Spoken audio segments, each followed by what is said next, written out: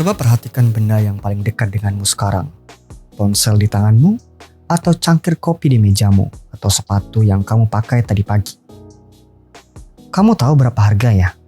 Kamu mungkin ingat kapan membelinya, tapi ada satu hal tentang benda itu yang hampir tidak pernah kamu pikirkan. Berapa banyak waktu hidup manusia yang tersimpan di dalamnya? Bukan metafora, bukan kiasan puitis. Waktu hidup yang nyata, dari tubuh yang nyata yang dicurahkan untuk mengekstrak bahan bakunya, merakitnya, mengujinya, mengemasnya, mengangkutnya. Semua kerja itu tersimpan di dalam benda yang ada di tanganmu sekarang. Tapi begitu benda itu sampai ke pasar dan diberi label harga, semua wajah manusia itu menghilang. Yang tersisa hanya angka. Marx memulai Das Kapital dari sini, bukan dari revolusi, bukan dari manifesto, tapi dari benda paling biasa yang ada di kehidupan sehari-hari. Karena di dalam benda itulah, kata Marx, tersimpan seluruh rahasia tentang bagaimana sistem ini bekerja. Das Kapital ditulis oleh Karl Marx dan diterbitkan pertama kali pada tahun 1867 di Jerman. Ini adalah karya yang Marx habiskan hampir 2 dekade untuk menulisnya, dan yang dia sebut sendiri sebagai upaya untuk mengungkap hukum gerak ekonomi masyarakat modern. Marx membuka bukunya dengan kalimat yang terdengar sangat sederhana, tapi mengandung seluruh arah penyelidikannya. Dia menulis, kekayaan masyarakat di mana mode produksi kapitalis berlaku muncul sebagai akumulasi komoditas yang sangat besar, dan komoditas individual adalah bentuk elementernya. Kata kunci yang perlu kita perhatikan adalah akumulasi. Marx tidak menulis kekayaan itu terdiri dari komoditas. Dia menulis kekayaan muncul sebagai akumulasi komoditas. Ada jarak antara apa yang terlihat dan apa yang sebenarnya ada di baliknya. Dan seluruh bab 1 Das Kapital adalah upaya Marx untuk menutup jarak itu. Di episode pertama ini, kita akan masuk ke 2 section pertama, tentang 2 wajah dari setiap komoditas dan tentang 2 karakter dari setiap kerja yang menghasilkannya. Ini adalah fondasi dari seluruh argumen Marx. Tanpa memahami ini, semua yang dia tulis setelahnya tidak akan berdiri dengan kokoh. Marx memulai dengan sebuah pernyataan yang terdengar sangat biasa. Setiap benda yang berguna bisa dilihat dari 2 sudut pandang, kualitas dan kuantitas. Tapi di balik pernyataan yang terdengar biasa itu, Marx sedang membangun sebuah pembedaan yang sangat fundamental.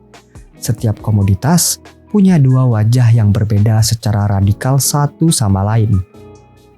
Wajah pertama adalah nilai pakai. Nilai pakai adalah kegunaan konkret dari sebuah benda.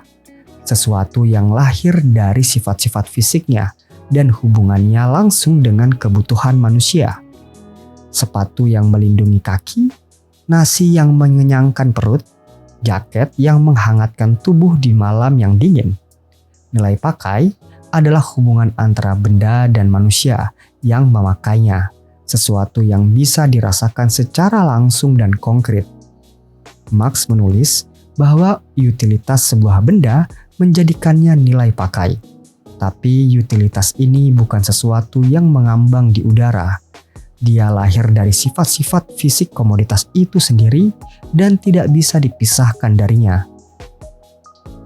Sejauh ini terdengar sederhana, tapi kemudian Marx memperkenalkan wajah kedua, dan disinilah sesuatu mulai berubah. Wajah kedua adalah nilai tukar. Nilai tukar adalah hubungan kuantitatif, proporsi di mana benda dari satu jenis ditukarkan dengan benda dari jenis lain. Berapa kilogram beras yang setara dengan 1 meter kain? Berapa jam kerja yang setara dengan 1 bulan sewa kamar? Berapa lembar rupiah yang harus kamu keluarkan untuk mendapatkan sebuah ponsel?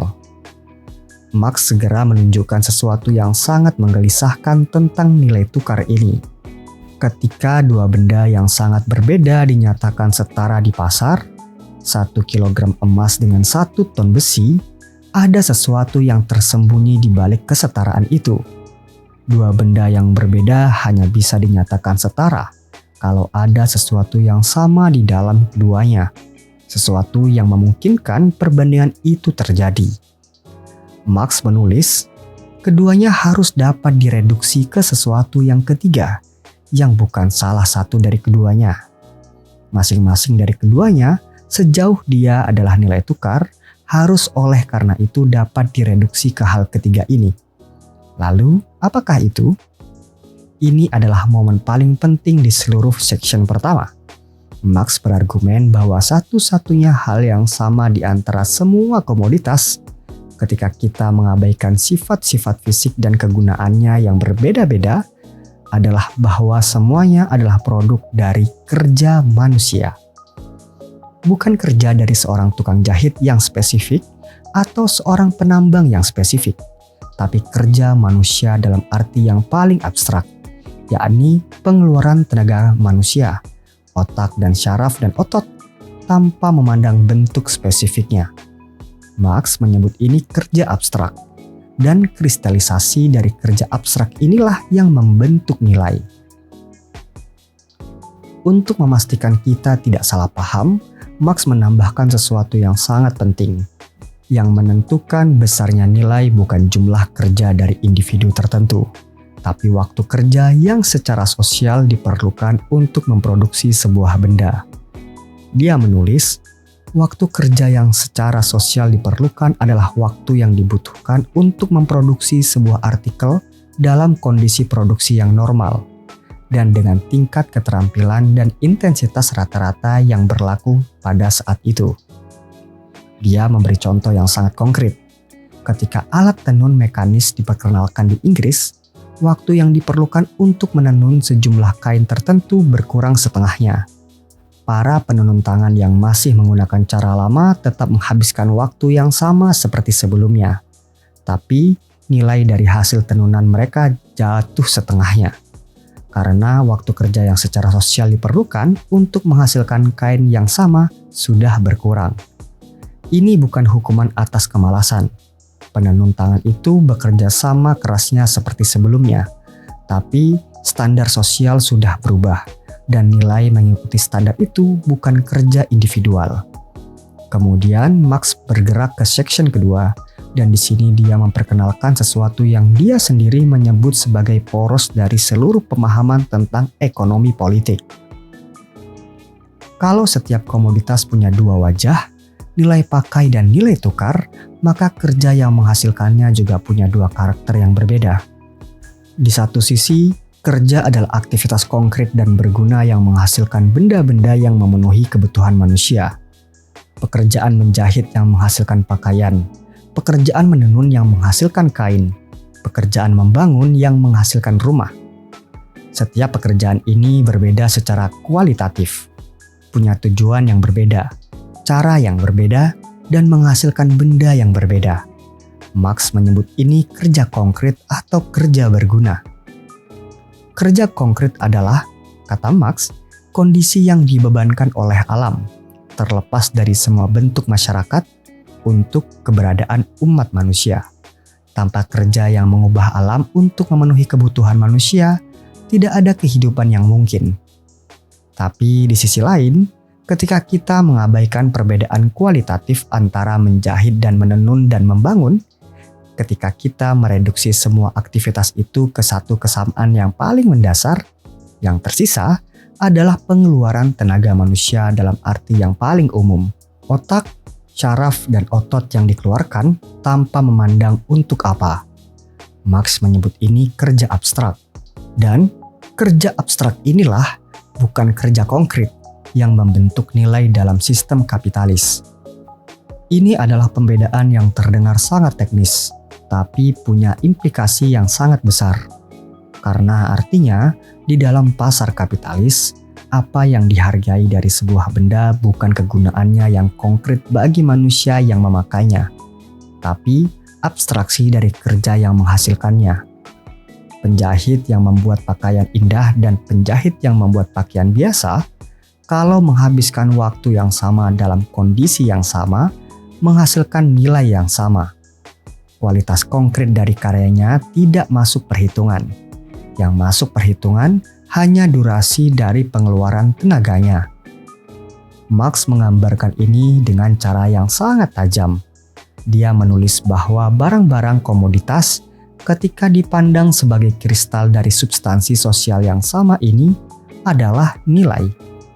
Kristal bukan benda yang hidup dan berguna, tapi endapan beku dari sesuatu yang telah diabstraksi dari semua kehidupan konkretnya.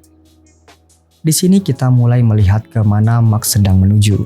Sistem ini tidak menilai kerja dari apa yang menghasilkannya bagi kehidupan manusia yang konkret. Sistem ini menilai kerja dari seberapa banyak waktu sosial rata-rata yang dikandungnya.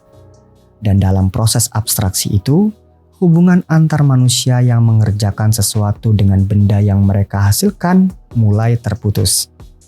Di section pertama, bab 1 Das Kapital bisa terasa sangat teknis dan sangat jauh dari kehidupan kita sehari-hari.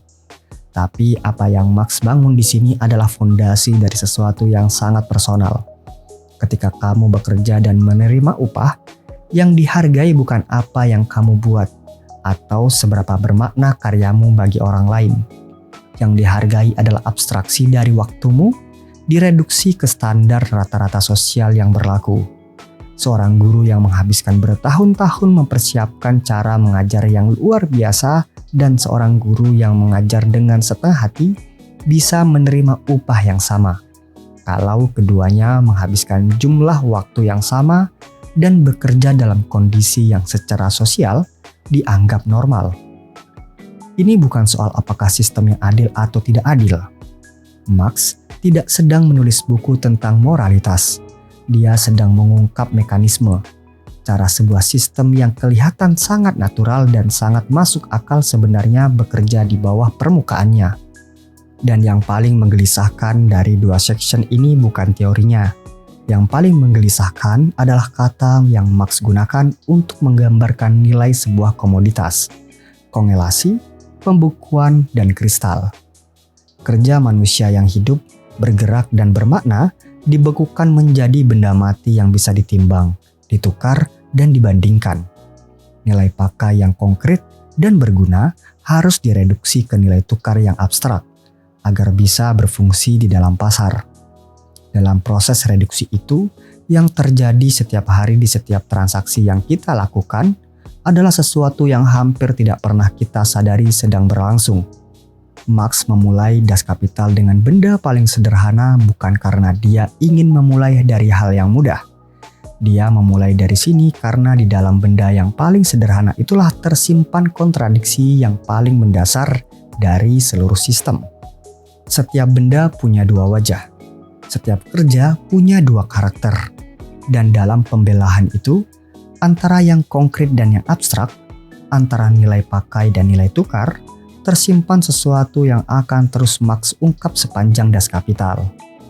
Cara sistem ini mengubah hubungan antar manusia menjadi hubungan antar benda, dan cara kerja manusia yang hidup diubah menjadi sesuatu yang bisa ditimbang dan diperjualbelikan seperti karung beras. Satu pertanyaan yang layak dipikirkan dari episode kali ini bukan tentang teori Marx, tapi tentang pengalamanmu sendiri. Kapan terakhir kali kamu merasakan apa yang kamu kerjakan dinilai dari apa yang sebenarnya kamu buat, bukan dari berapa lama waktu yang kamu habiskan untuk membuatnya? Follow terus Suara Buku di Spotify dan subscribe di YouTube. Di episode berikutnya kita akan masuk ke section 3, tempat Marx melacak bagaimana nilai berevolusi dari bentuknya yang paling sederhana sampai ke bentuk akhir yang akan kita kenal sebagai uang. Sampai jumpa di episode berikutnya. Terima kasih.